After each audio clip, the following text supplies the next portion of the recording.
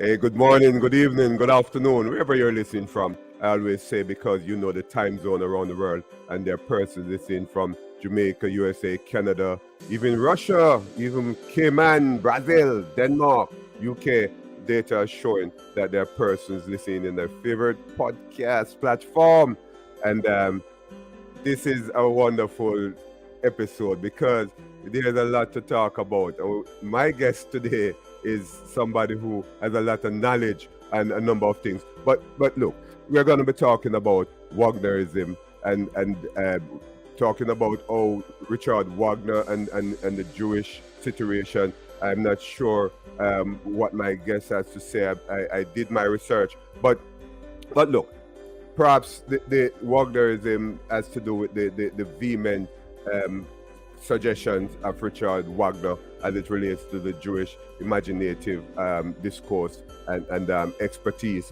I have done a bit of research on that, but my guest will clear that up a bit. He will also talk to us about the challenges that persons from the LBGTQ community has as it relates to health. He is said to be the first that had written about HIV back in the 80s. I can remember. It was a pandemic too, right? But each country deal with the epidemic in various ways.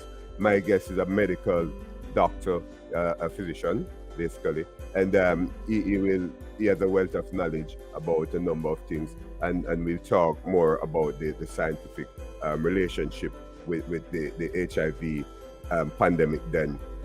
And don't even think about the COVID right now. It relates to science, right? But let's go back to the HIV AIDS pandemic. I will let my guest in, and we will talk some more. It's Lawrence Moss. Lawrence, how you doing, man? Hello, Dr. White. Nice to Good meet to be here. Thank you so much for having me, and thanks for your wonderful program. Thank you. You're welcome, Larry. Let's call you Larry. I Yes, like that. Larry, the shortening please. of Lawrence. In Jamaica, we do a lot of shortening of names as well. You know, it's perhaps sentimental. But look, Larry.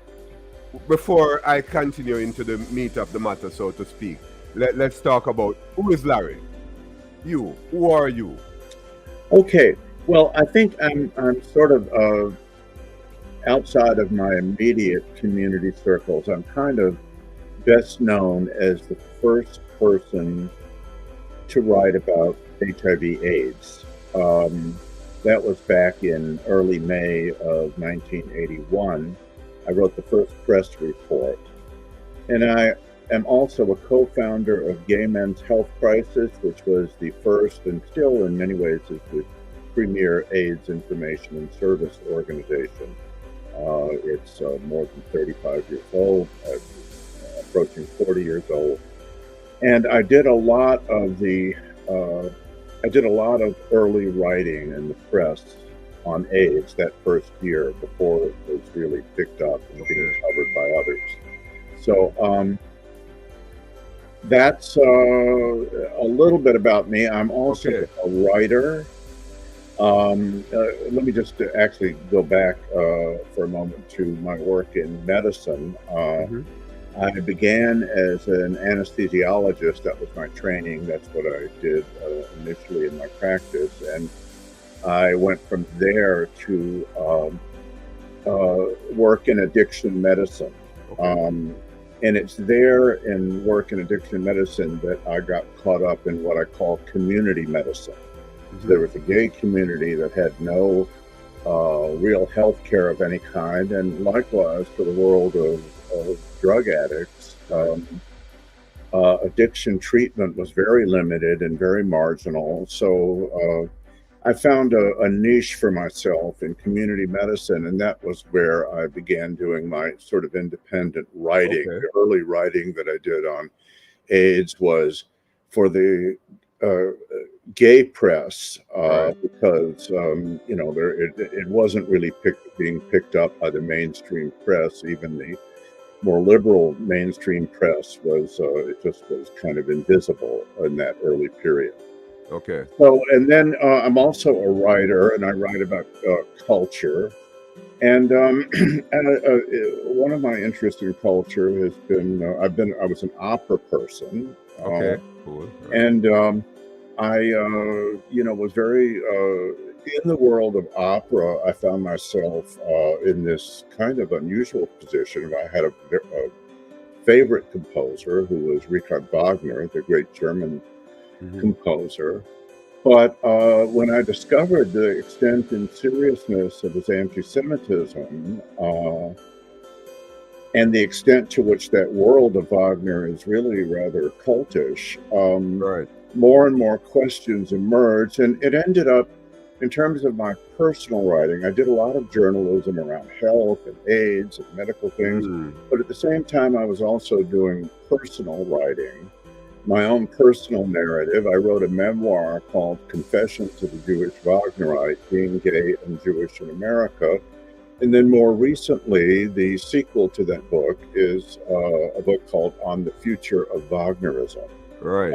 Art, Intoxication, Addiction, Codependence, and Recovery. So the two of these together follow the narrative not only of my sort of personal life, and my kind of experience as a minority person, both gay and Jewish, but also the related health issues that Right. I was involved in. Okay. That's all right, because we are going. That's a good introduction of some of the things that we'll be talking about, Dr. Mas. But I asked my audience this. You might see it touching across the screen. Welcome to those of you listening on your favorite podcast platform, Apple Podcasts, Amazon. Those watching and Canute Media. This is Canute Exploration, your topic in the podcast. I'm Dr. Canute White, talking with Dr. Larry Mas. But Larry, what your childhood was like? I ask all of my guests this. Oh. I cannot get away. Well, that's great. Well, it's very pertinent because I was born and raised in the rural South, in the American South, in the heart of Georgia, in the mid 1940s. I'm 75 years old, Okay. and I was Jewish and queer. And in those days, queer wasn't anything that anybody ever talked about at all, ever. I mean, it was a completely hidden kind of thing. So I had no context of, as I was growing up. I knew I was somewhat different, but it was not something I had it wasn't until many years later, my father was a physician. I looked in his pathology textbook and found a little paragraph about homosexuality. Yeah. And, you never saw any discussion of any of these things. Mm-hmm. And there actually was a Jewish community in my area. They go back quite a bit and rather deeply in the South, actually. Mm-hmm. But there was a lot of anti-Semitism, and that was a scary thing growing up.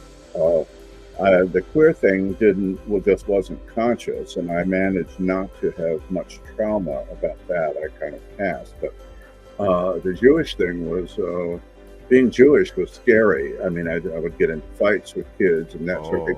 But, I mean, I managed. I managed to the extent that when we moved north to Chicago in 1958, I was 11 years old, I cried because I had come to love my home, my homeland. And to this day, I still have rather deep attachments. So. That's a childhood. Hey, Doc, you talk about the challenges with persons from the LGBTQ community, right?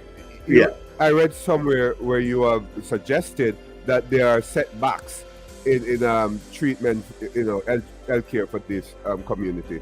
What do you mean by that? What type of setback? Well, one of the best examples of this was actually a guest on your show. I'm sorry at the moment I can't remember her name, but she she was speaking very eloquently about persons with disabilities. She had a congenital hip problem, that involved her personally, and then she became very involved in the whole world of disabilities and disability legislation.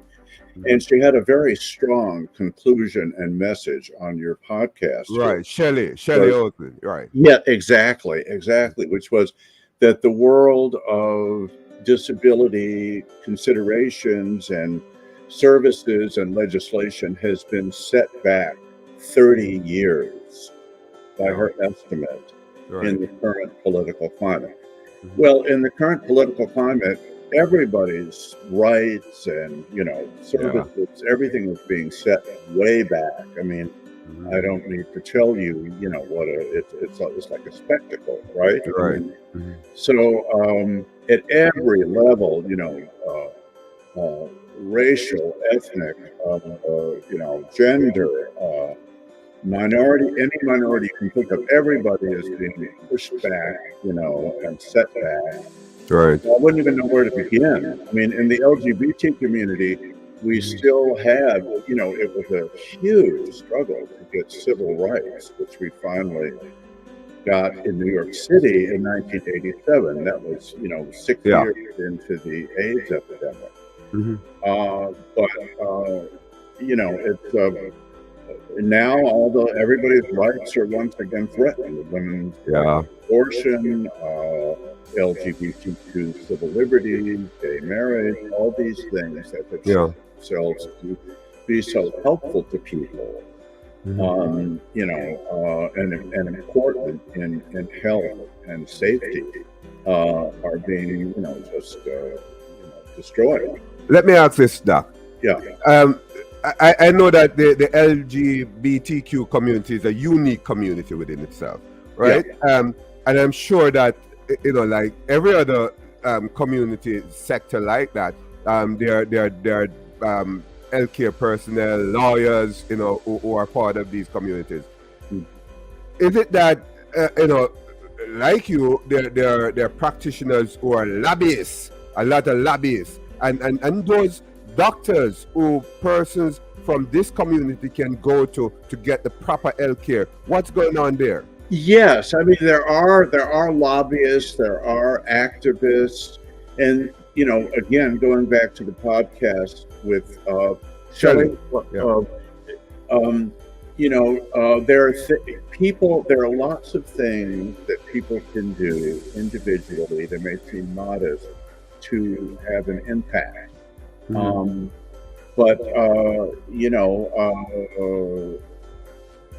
It's very daunting. Now, that said, if we go back and look, in the early period of AIDS, here was this unfolding of this, incredibly huge, terrifying epidemic.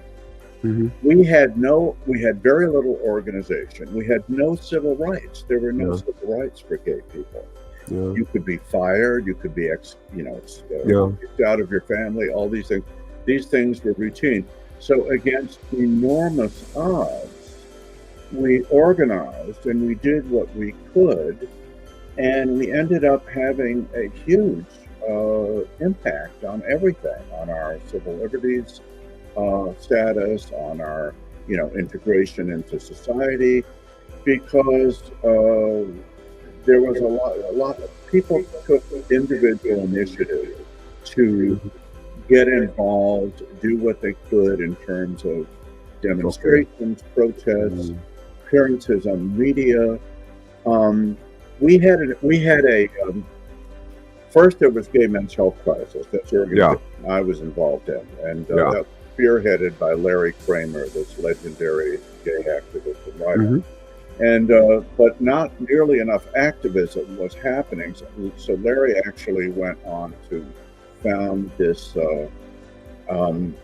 much more activist organization called ACT UP, AIDS Coalition to Unleash Power. That was a remarkable organization that achieved monumental results. It is completely unprecedented, actually, in the history of grassroots healthcare activism. They achieved so much. But actually, that organization was Sarah Schulman, who is a historian of activism, Right. was asked recently on a podcast in the New York Times. She was asked, "What was it how did ACT UP happen? How did it work?" Mm-hmm. And she said, there's a famous saying attributed to President Teddy Roosevelt. Right. And it's something that you hear also in the rooms of recovery, 12-step recovery, the Alcoholics Anonymous, the whole recovery movement. You don't have to be this great hero putting yourself on the line in every moment, in every situation.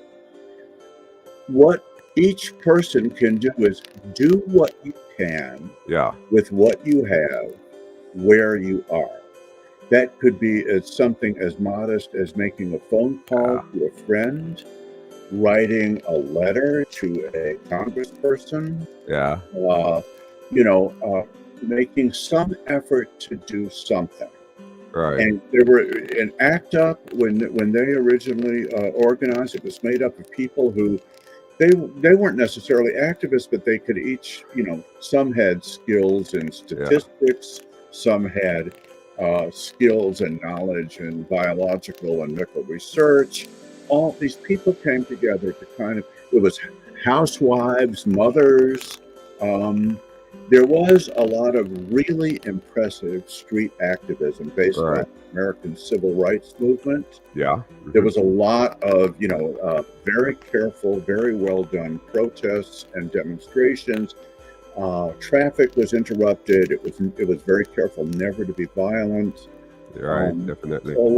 There's a lot that can be done. And it starts with just your individual initiative. Yeah, important, Doc. But let's talk a bit about your writings and see how best they blend into some of the things that you have been saying. This book about dialogues of the sexual revolution. Talk a bit about that. Well, I have 5 books total. One of them is called "We Must Love One Another" or "Die: Life and Legacies of Larry Kramer." Larry Kramer is the great gay activist, gay writer, and co-founder, leader of both Gay Men's Health Crisis and ACT UP. These other 2 books that you're referring to, Homosexuality and Sexuality, and Homosexuality these 2 as Behavior and Identity, they're part of I call the series Dialogues of the Sexual Revolution. So they're intended to give a panorama of how the best thinking about homosexuality and sexuality was developing and changing. It was going, it had been, at first it was religion that determined everything about sexuality, then it was psychiatry, and then there was this new level of branch of that was primarily sex research, sexology they call it. People specializing. Remember Masters and Johnson and Bell and Weinberg, the Kinsey Institute, the Kinsey Studies. These were major new studies about sexuality and health that modernized and gave us our current concepts of sexuality and homosexuality. Right. Sort of emerging from the dark ages. So I did a number of those books have interviews with psychiatrists, sex researchers. Okay. It also had the first volume there has a section called 5 interviews from the first 2 years of the AIDS epidemic. Okay. And it has the first interview anywhere with an AIDS patient who was confidential, didn't give his full name because he was in hiding. You couldn't admit anywhere publicly that you had HIV or AIDS, or you would be fired, you'd be kicked out of the family. Interesting. Go ahead, Doc. Go ahead. Yeah. So that's what those 2 books are. The Dialogues of the Sexual Revolution are collections, but they're interviews. It's a whole they're interviews. They try to get a qualitative qualitative data, views and experiences of persons. Yes. Yeah, that's important. This is Canute Exploration, your topic in the podcast. I am Dr. Canute White. You're listening, watching. me talking to Larry Mass, right? He's a lot of things. We're a lot of caps, right? But we're going to just touch on a number of these caps. But let us switch gear a little, Larry, and go into Wagnerism. What is Wagnerism? Let's go there a bit. I've done a bit of research, and Well, this is the challenging question because, so in the world, a lot of people who are not opera people, they hear the word opera and they think, oh, well, let's see, Rigoletto, a lot of La Boheme, Italian singers, and I mean, people know some operas. It's just basically part of general culture. Mhm. They know about Wagner. I mean, if you've ever been to a wedding, or if you've been to Yeah, a bunch of weddings, you've heard "Here Comes the Bride." right. Yeah. That's from Wagner. That's from poetry. Oh, okay. Wagner is one of the most important composers who ever lived, and he is one of the greatest composers who ever lived. Hmm. Very great composer. He was also ferociously anti-Semitic. I mean, quite a few people have been anti-Semitic. Famous painters, famous writers, famous, um, including other composers. But this is in a different realm. Yeah. And there's been endless debate about the extent to which this is reflected in his works, and I think the current level of scholarship is that it really does permeate the works. And Wagner, as one might have almost anticipated, was heartily embraced in a very big way by Hitler and the Nazis, by Yeah. Nazism, and the Wagner family. That Yeah. the home base of Wagner's operas. It's a small town in Germany called Bayreuth, where the Wagner family had its compound, and they were extremely involved with Nazi Hitler, all of them. There's no counterpart in the entire world of art and music and culture Yeah. to this situation. It is extremely disturbing. And it's something that in the world of opera, everybody kind of lives with because Wagner was so great a composer and was so important and had so much influence. But it's something that, I discovered in myself involved a lot of internalized anti-Semitism, a lot of sort of, lowering the bar on having questions and feelings and all of that. And I finally reached a point where I said, well, this is just really pretty uncomfortable for me. Now, I don't ban Wagner or Right. don't endorse bans on Wagner. I'm not really. I'm sympathetic with the ban that they have on Wagner in Israel because of the experience of people in the Holocaust. But that's not. I'm not a censorship or ban Right. person. Mhm. I don't have a. I can listen to Wagner. I still go to an Yeah. occasional Wagner performance. And that's Richard Wagner. Yes, Richard Wagner. Wagner. But it's no longer a comfortable. I thought of myself as a Jewish Wagnerite. Mhm. That's something that is really uncomfortable for me. I don't know. I no longer consider myself a Wagnerite. Yeah. That's a world, a cultish world, and a troubled world that I really am ever more committed to distancing myself from. I like that you have said that now. I'm still there. I'm still knowledgeable. I still talk to people. I'm not afraid. I'm not crazy. It's a troubled business. And my thing is, I want to get the experience of somebody like me out there because there are a lot of Jews in the world of opera and Wagner. There's tons of us. Okay. But everybody has made this accommodation. All the others have kind of made this accommodation. Bad man, great art. Okay. And separate the two. It's great art. It's wonderful music. So everybody is okay with that. Okay, he was an anti-Semite. That's bad. We don't like it. But for me, I'm ratcheting up the discussion here at the level of saying, it's not just bad man, great art. It's really trouble for a Jewish person of consciousness and awareness to keep being subjected to this experience. I mean, we do it. You can do it if you want to. That's fine.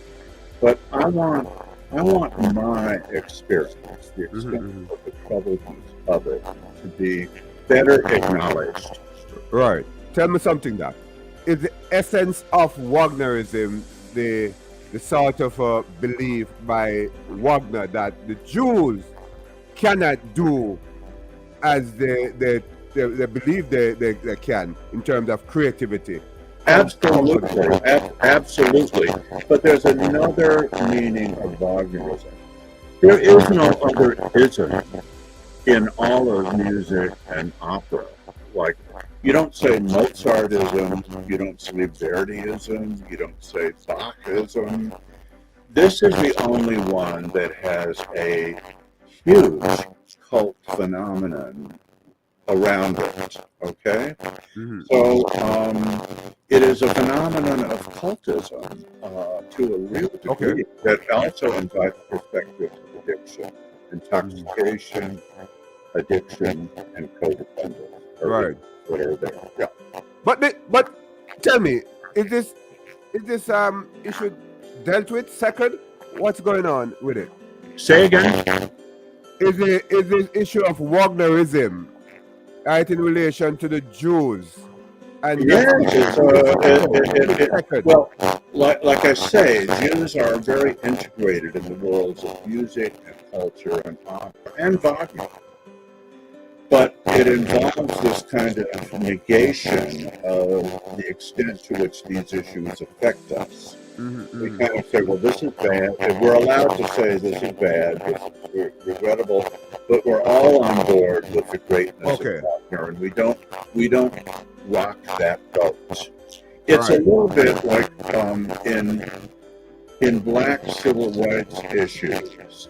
People who present their concerns with a lot of dignity and that's okay. But when you get to major protests that where there's discernible anger, like Black Lives Matter, people don't want that. Right. Somebody like me is emerging as something like a Black Lives Matter kind of thing. Yeah. Where, it's louder and more intrusive than the custodians of music and opera and culture want to allow. They don't want to hear from them. Yeah. Interesting, guys. You don't leave. You don't stop watching. Stop listening, because we have more coming for the next 15 minutes or so. Because there's a lot that Dr. Mas wants to talk about. And you're still listening to Canute Exploration, your topic in the podcast. I'm Dr. Canute White, talking with Larry Mas. Larry, this thing about Wagnerism and addiction, how that comes together, how that integrates. Okay. Well, okay. So what happened was I fell in love with a gay man. Right in another man, gay man. In the earliest period of AIDS. And I was at the height of my opera and Wagner stuff. I was really a hardcore opera person and Wagner. Right. And this person that I fell in love with was Jewish. I had never been in love with another Jew. And this is kind of a whole new experience. I brought him back to my apartment. There were 5 pictures of Wagner on the wall. Okay. He's a very likable guy. He died recently. Okay. We were together 40 years, and he had he was very tolerant, and everybody had a wonderful sense of humor. And he had some Wagner recordings in his own collection. He didn't have any, but he thought it was a little strange. This Jewish person having 5 pictures of Wagner, who was known to be all, was very much taken up by Hitler and Nazis and all of that. He said, he couldn't resist making a kind of joke about it. Right. And that was the Yeah. first time that I began to look at myself and recognize what in addiction work we call codependence. Yeah. Codependence is, you've heard of Al-Anon. Al-Anon is where people learn to live with alcoholics. Anyway, codependence is when you are doing something to kind of compensate for the, you know, when something is not right or uncomfortable, you kind of compensate in other ways for it. So I think the troubledness of the Wagner situation is something that I was in love with that. I was Yeah. compensating in ways that were kind of overkill in terms of my acceptance of Wagner and my regard for Wagner. I mean, even other Jewish Wagnerites, I don't know anybody else who had all these pictures of Wagner on the wall. I mean, it would be as if I can't think of an analogy, but if a black person had,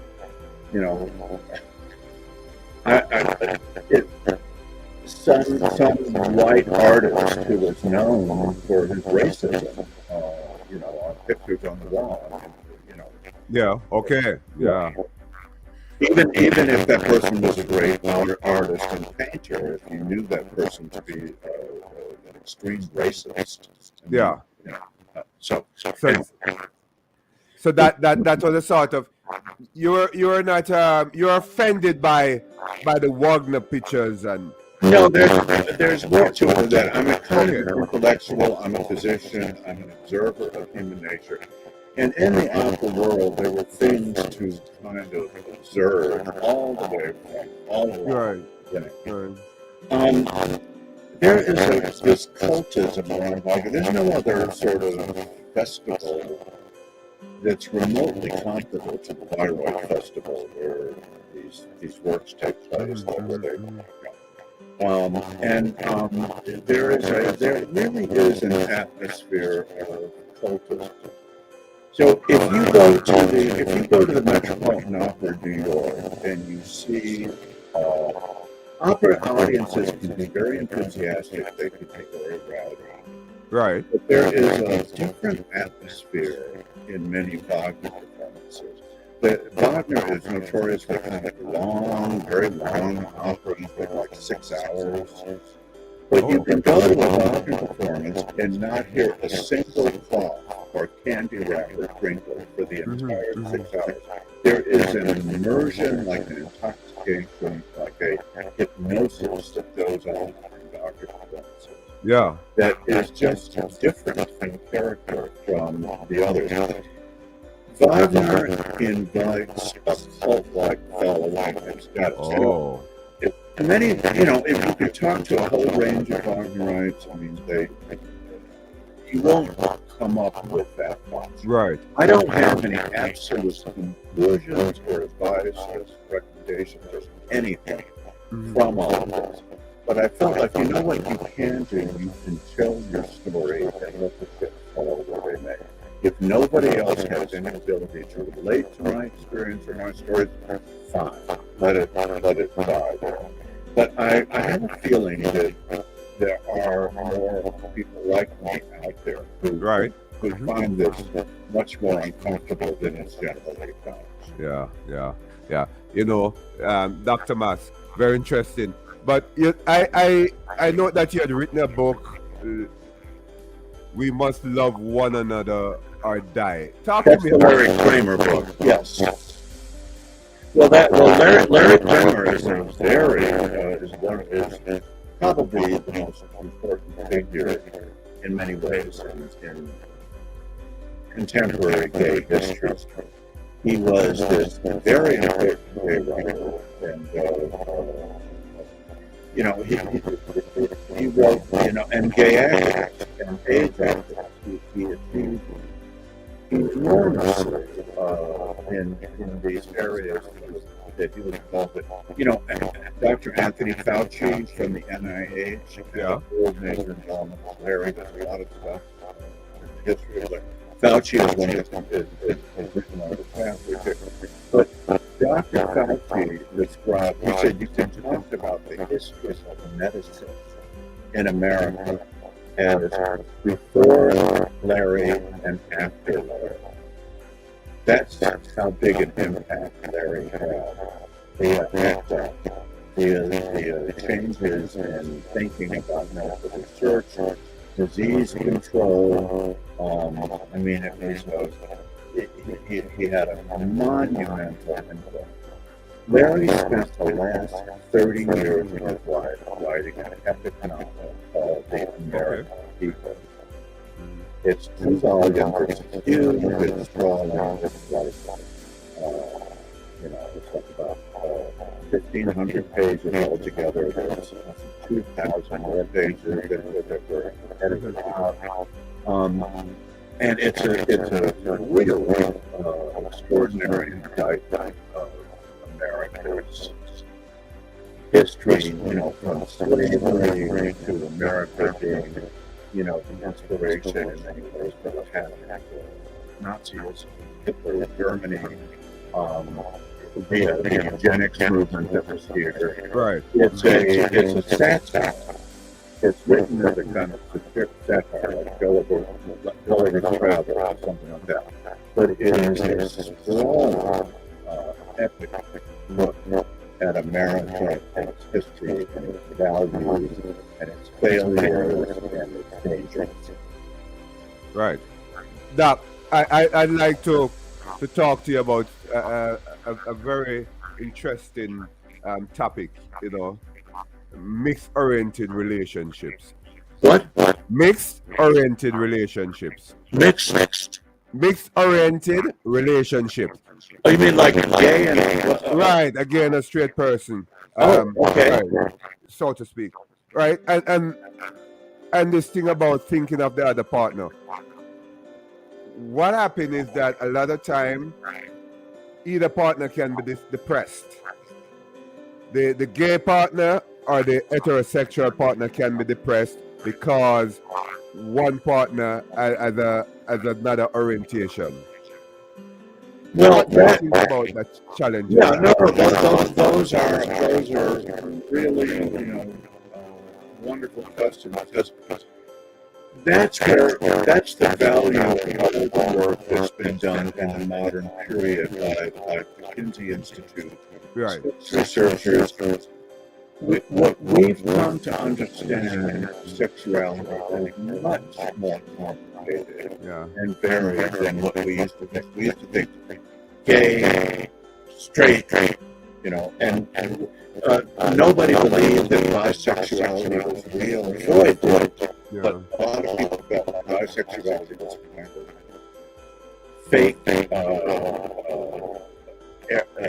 identity that wasn't real. You were actually gay, straight, using gay, But we've come to appreciate bisexuality as, in many ways, set up for most people, and when there often is a preference, a stronger preference for one or the other, and so the whole business of sexual orientation, and it is complicated, and people react to the different and the unknown with fear and with defensiveness. I mean, it's always been the other. If somebody's a different race, right. a different religion, who are these people? What's the story? And that's what's very much the case with trans people. Yeah. They have very high murder rates. They're really because they arouse people don't understand who are these people, what are they doing, why are they. Well, there's been a lot of study of them, and there's been a whole world of medicine, a small world of medicine, set up to work with them and help them have the best lives that they can. All of that is set way back, these anti-trans initiatives, the laws, the Republicans are pushing. It's again, it goes back to that other podcast that you did. Everything set back 30 years. Right. Same So it's very people to try to work on understanding better these differences in people. People are not all the same. People are not all the same color. People are not all the same sexuality. Yeah. And there's slight differences. That doesn't mean that they're demonic or evil or something. Yeah. Or even mentally ill. It's just these are differences. Yeah. The term one term that we use in talking about differences in sexual orientation, different kinds of different manifestations of sexuality, sexual variance. That's a term we don't hear too much anymore. That's a useful term. So it's a big, complicated, variegated world out there, and I think we're always best placed to appreciate and celebrate all these differences in people. Yeah. And not withdraw into these little isolated conflicts of race, sexual orientation. Yeah, I appreciate how you put it. Yeah, it's very interesting, and it really speaks to the focus of acceptance, right? And that's critical. That's critical in terms of the acceptance, and I love the way you put it. I've never heard it been said like that before. Different races, so different sexuality, different mental challenges. So it's a matter of variation, and it must be a matter of acceptance. Hey, Doc, I'd like to have your contact if people would want to contact you. It will be in the episode. Sorry, in the description of this episode. Your contact. But if you'd like to say, I have a website, lawrencegmass.com. Okay. LAWRENCEGMASS.com. So if somebody, and that has a contact option there, and also an overview of my books and some information about me, and so forth. Okay, fine. And my audience will see those links that they can click on and get in touch with you. Hey, Doc, it's nice having you on Canute Exploration, your topic in a podcast. I'm Dr. Canute White. It's nice having you, Doc. Thank you, Dr. White. It was an honor and a privilege. Thank you very much. You're welcome. So that was Dr. Larry Mass. He had a lot to talk about. I'm not sure we could perhaps have a part 2 one day. Who knows, right?